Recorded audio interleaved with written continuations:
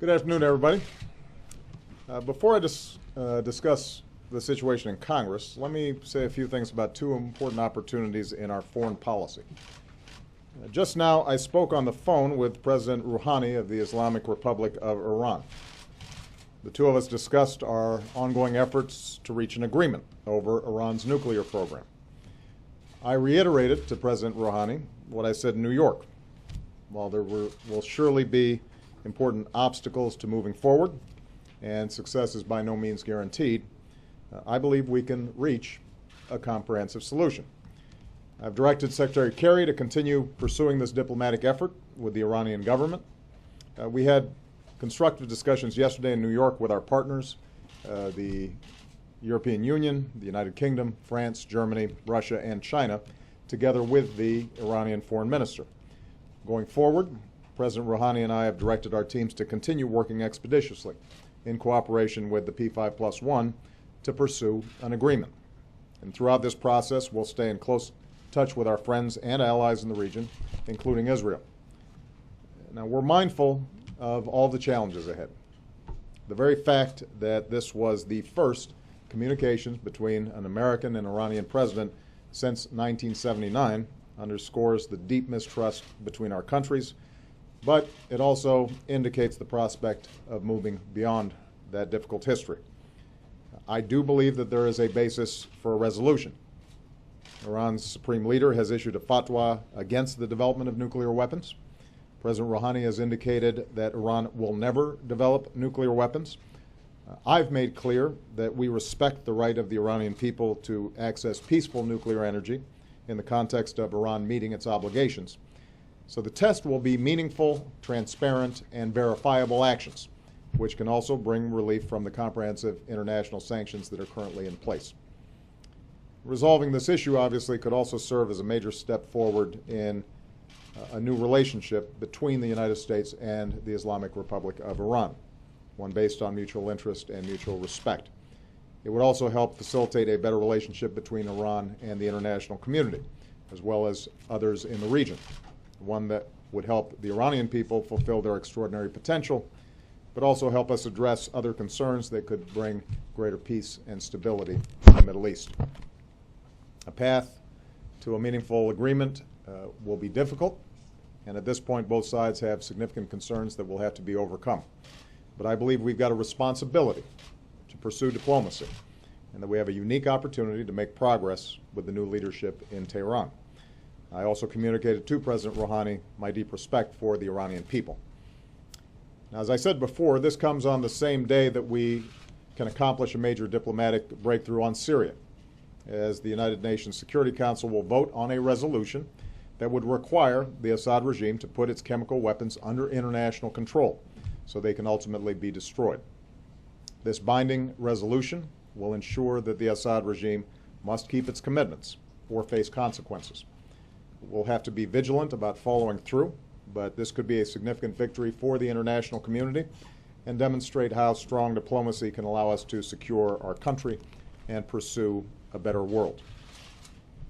Now, America's security and leadership don't just depend on our military strength or our alliances or our diplomacy. First and foremost, America's strength depends on a strong economy, where our middle class is growing and everyone who works hard has a chance to get ahead. So let me say a few words about the situation that's developed over the past few weeks on Capitol Hill. Here at home, the United States Congress has two pressing responsibilities: pass a budget on time and pay our bills on time. If Congress chooses not to pass a budget by Monday, the end of the fiscal year, they will shut down the government along with many vital services that the American people depend on. The good news is, within the past couple of hours, the United States Senate, Democrats and Republicans, acted responsibly by voting to keep our government open and delivering the services the American people expect. Now it's up to the Republicans in the House of Representatives to do the same. I say that because obviously Democrats have a great interest in making sure that these vital services continue to help the American people. So far, the Republicans in the House of Representatives have refused to move forward.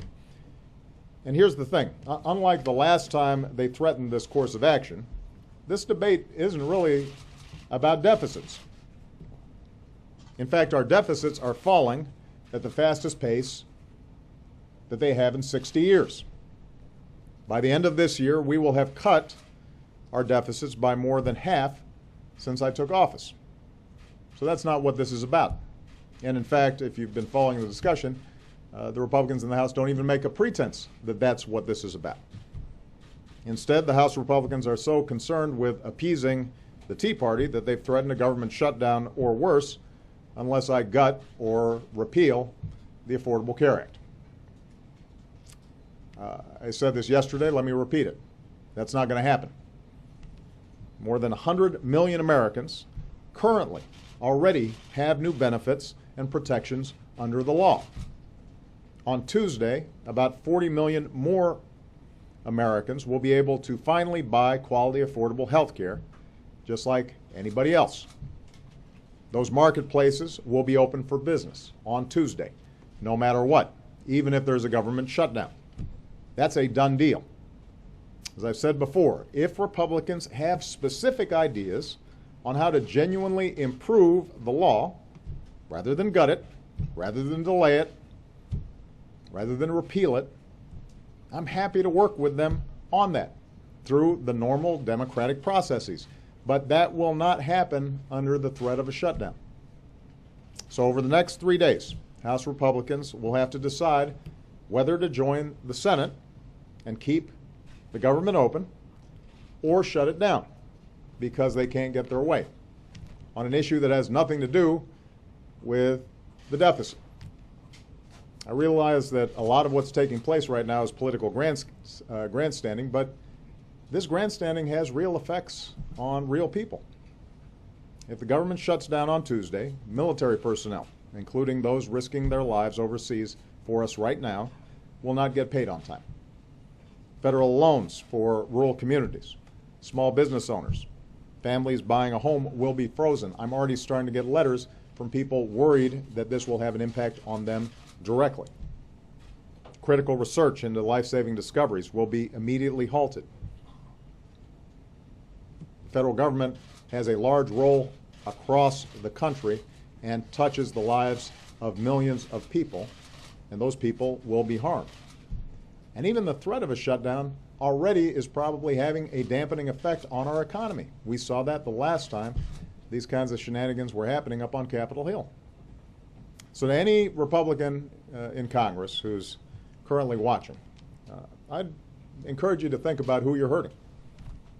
There are probably young people in your office right now who came to work for you without much pay because they believed that public service was noble. You're preparing to send them home without a paycheck. You've got families with kids back in your districts who serve their country in the federal government. And now they might have to plan how they're going to get by if you shut the government down. Past shutdowns have disrupted the economy, and this shutdown would as well. It would throw a wrench into the gears of our economy at a time when those gears have gained some traction. And that's why many Republican senators and many Republican governors have urged Republicans to knock it off, pass a budget, and move on. Let's get this done. This brings me to Congress's second responsibility. Once they vote to keep the government open, they also have to vote within the next couple of weeks to allow the Treasury to pay the bills for the money that Congress has already spent. I want to repeat, raising the debt ceiling is simply authorizing the Treasury to pay for what Congress has already authorized. Failure to meet this responsibility would be far more dangerous than a government shutdown. It would effectively be an economic shutdown with impacts not just here, but around the world. We don't fully understand what might happen, the dangers involved, because no Congress has ever actually threatened default.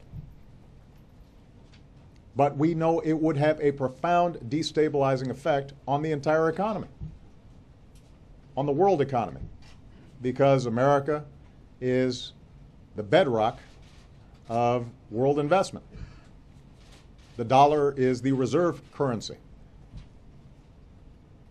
The debt that is issued by the Treasury is the foundation for our capital markets.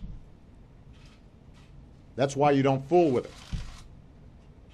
Now, some Republicans have suggested that unless I agree to an even longer list of demands, not just gutting the health care law, but cutting taxes for millionaires or rolling back rules on big banks and polluters or other pet projects that they'd like to see, and they've been trying to get past over the last couple of years, that they would push the button, throw America into default for the first time in history, and risk throwing us back into a recession. Now, I am willing to work with anybody who wants to have a serious conversation about our fiscal future. I've demonstrated that by putting forward serious reforms to tax and entitlement programs that would bring down our long-term deficits. I have said in the past, and I will continue to say, that I'm willing to make a whole bunch of tough decisions, ones that may not be entirely welcomed by my own party. But we're not going to do this under the threat of blowing up the entire economy. I will not negotiate over Congress's responsibility to pay the bills that have already been racked up. Voting for the Treasury to pay America's bills is not a concession to me.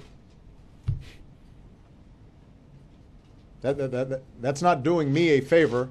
That's simply carrying out the solemn responsibilities that come with holding office up there. I don't know how I can be more clear about this. Nobody gets to threaten the full faith and credit of the United States just to extract political concessions. No one gets to hurt our economy and millions of innocent people just because there are a couple of laws that you do not like. It has not been done in the past. We're not going to start doing it now. I'm not going to start setting a precedent, not just for me, but for future presidents, where one chamber in Congress can basically say each time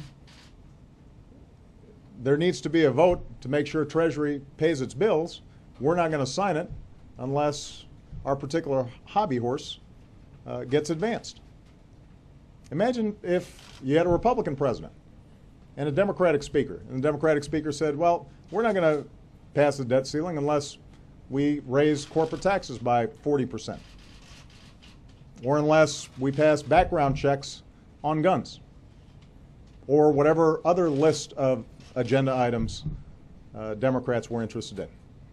Does anybody actually think that we would be hearing from Republicans that that was acceptable behavior? That's not how our constitutional system is designed. We are not going to do it. The American people have worked too hard to recover from a bunch of crises, several of them now over the last couple of years inflicted by some of the same folks in Congress that we're talking about now, to see extremists in Congress cause another crisis. And keep in mind, by the way, this whole thing has to do with keeping the government open for a few months. The continuing resolution, the bill that's designed to avert a government shutdown, basically just funds the government for another couple months, so we could be doing this all over again. I'm sure the American people are thrilled about that. And that's why we've got to break this cycle. My message to Congress is this: do not shut down the government, do not shut down the economy, pass a budget on time, pay our bills on time. Refocus on the everyday concerns of the American people. There will be differences between Democrats and Republicans. We can have all kinds of conversations about how to resolve those differences. There'll be areas where we can work together. There'll be areas where we disagree. But do not threaten to burn the house down simply because you haven't gotten 100% of your way. That's not how our democracy is supposed to work. Every day that this goes on is another day that we're not focused on doing what we need to be focused on, which is rebuilding this great country of ours so that our middle class is growing and everybody's got opportunity if they're willing to work hard. That's what I'm focused on. That's what Congress should be focused on as well. All right. Thank you very much, everybody.